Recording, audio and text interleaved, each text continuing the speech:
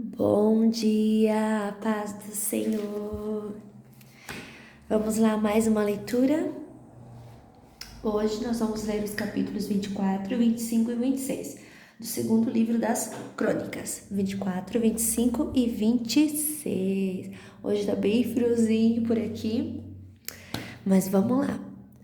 Não vamos desistir da nossa leitura. Capítulo 24.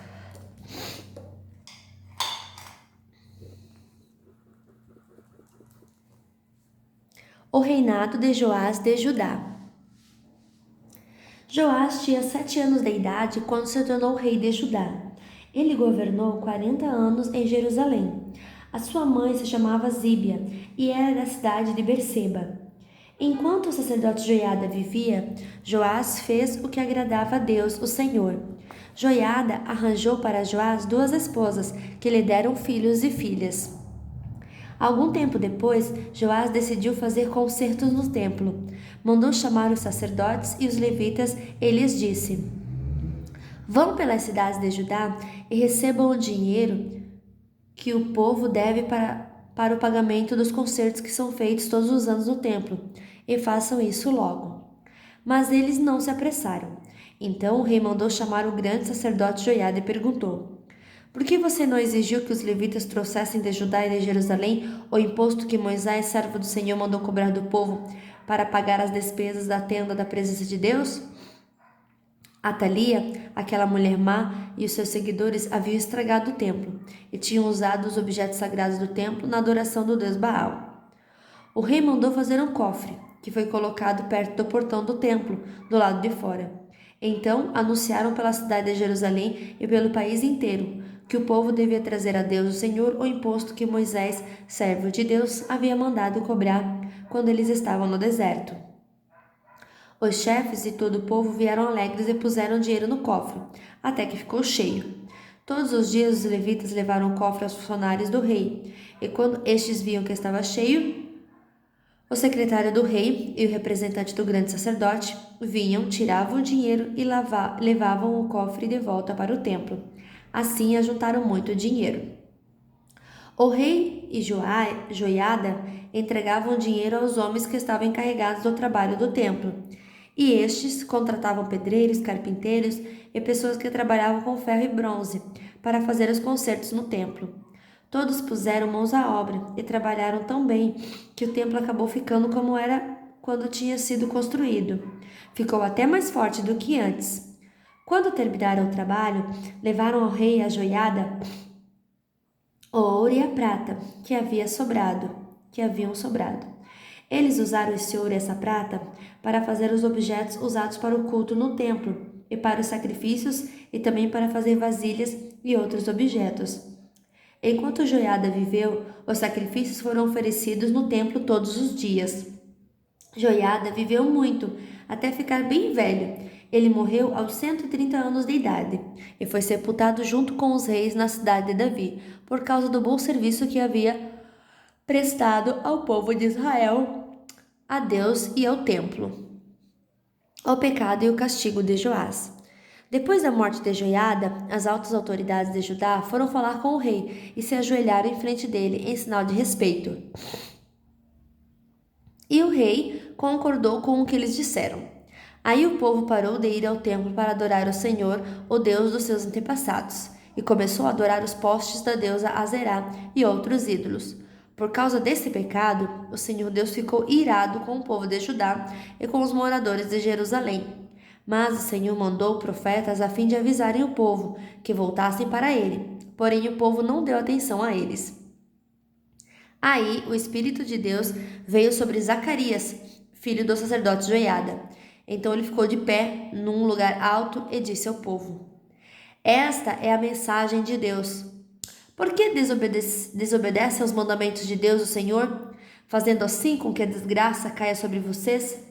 Vocês abandonaram o Senhor, e por isso ele também os abandonará. Algumas pessoas fizeram planos para matar Zacarias, e obedecendo à ordem do rei, o mataram a pedradas no pátio do templo. O rei nem pensou no serviço fiel que lhe havia prestado Joiada, o pai de Zacarias. Matou o filho dele. Zacarias, ao morrer, disse: Que o Senhor Deus veja isso e acerte as contas. Durante a primavera daquele ano, o exército sírio invadiu a terra de Judá e atacou a cidade de Jerusalém. Mataram as altas autoridades do país e mandaram para o rei da Síria em Damasco tudo o que levaram do país. O exército sírio era pequeno, mas o Senhor Deus deixou que eles derrotassem o exército dos judeus, que era muito maior, pois os judeus haviam abandonado o Senhor, o Deus dos seus antepassados. Assim, o rei Joás recebeu o castigo que merecia. Joás havia sido gravemente ferido. Depois que os sírios foram embora, 2 oficiais de Joás fizeram uma revolta contra ele. E o mataram, enquanto ainda estava na cama. Eles fizeram isso para se vingar da morte do filho do sacerdote Joiada. Joás foi sepultado na cidade de Davi, mas não nos túmulos dos reis.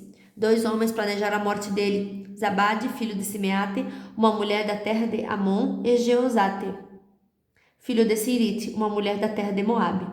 No comentário sobre o livro dos reis estão escritas as histórias dos filhos de Joás, as muitas profecias que foram feitas contra ele e a história da reconstrução do templo. Amazias, filho de Joás, ficou no lugar dele como rei. O reinado de Amazias de Judá. Capítulo 25.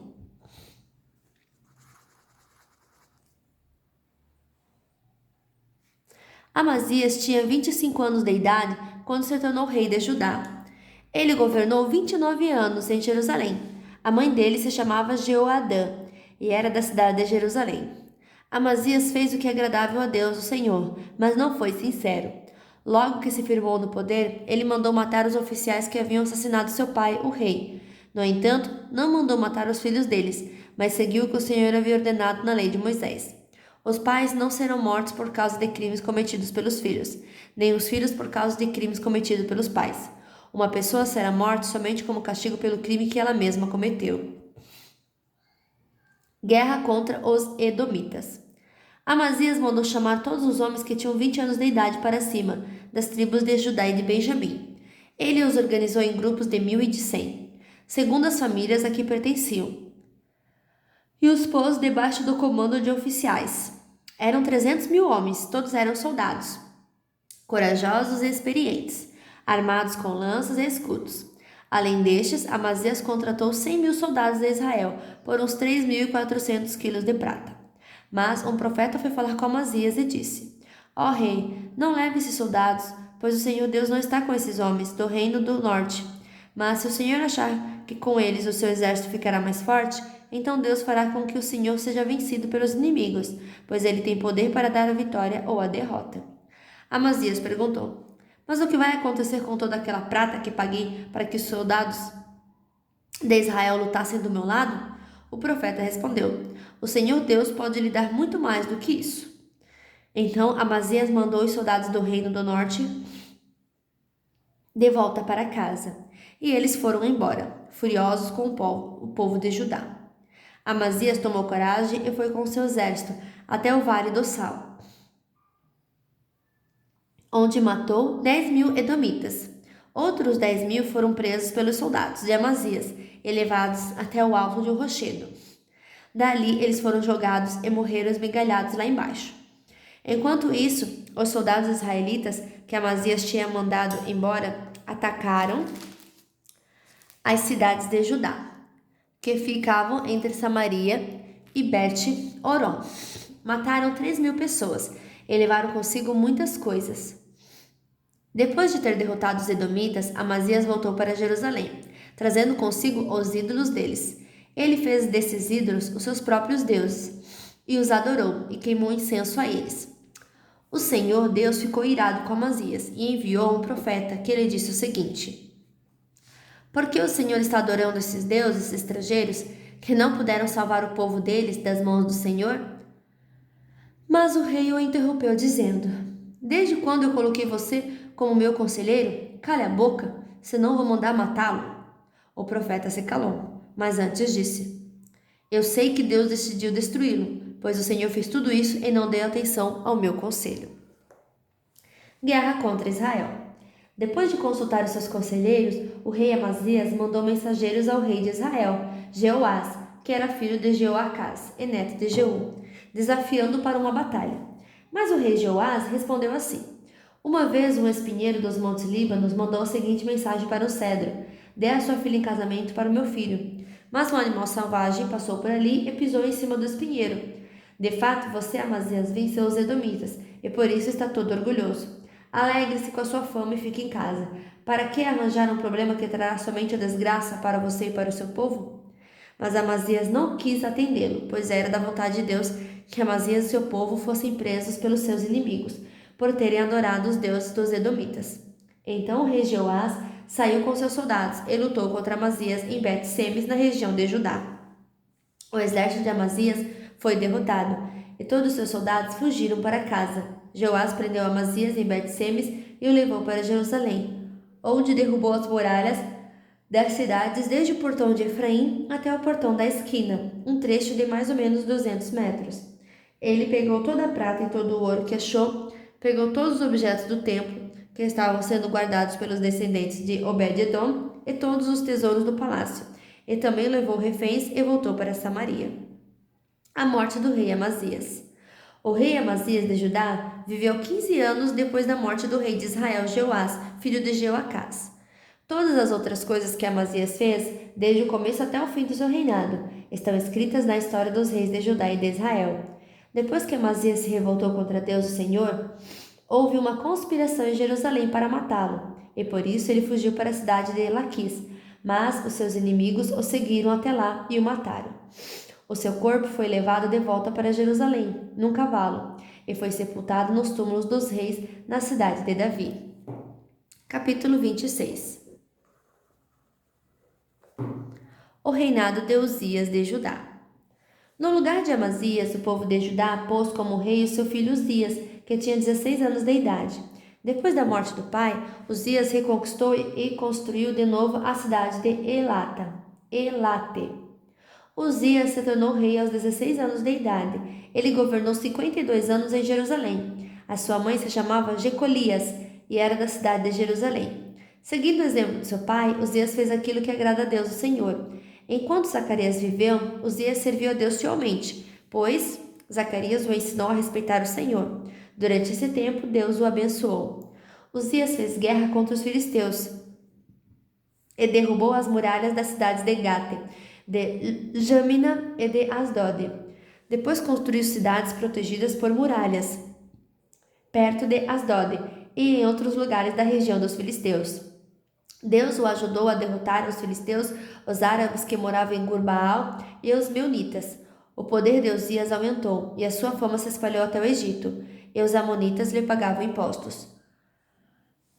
A fim de tornar mais fortes as muralhas de Jerusalém, Uzias construiu torres no portão da esquina, no portão do vale e no lugar onde a muralha fez esquina. Construiu também torres de vigia nos campos e abriu uma porção de poços, pois tinha muito gado. Tanto nas planícies como nos planaltos de Judá, tinha também homens trabalhando nas plantações de uvas e nas hortas das regiões montanhosas e nos campos férteis, pois se interessava pela agricultura. Uzias tinha um exército de homens prontos para a guerra. Eles marchavam para a batalha em grupos organizados e de acordo com as listas que estavam aos cuidados do escrivão Jeiel e do oficial Maazéias. O chefe desses dois homens era Ananias, um dos generais do rei. O exército era comandado por 2.600 chefes de famílias, todos eles soldados valentes. Eles comandavam um exército poderoso de 307.500 soldados que estavam à disposição do rei nas suas lutas contra os seus inimigos.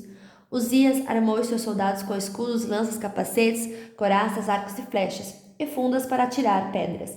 Em Jerusalém, os seus engenheiros construíram máquinas de guerra que eram postas às torres e nas esquinas das muralhas, a fim de atirarem flechas de pedras grandes.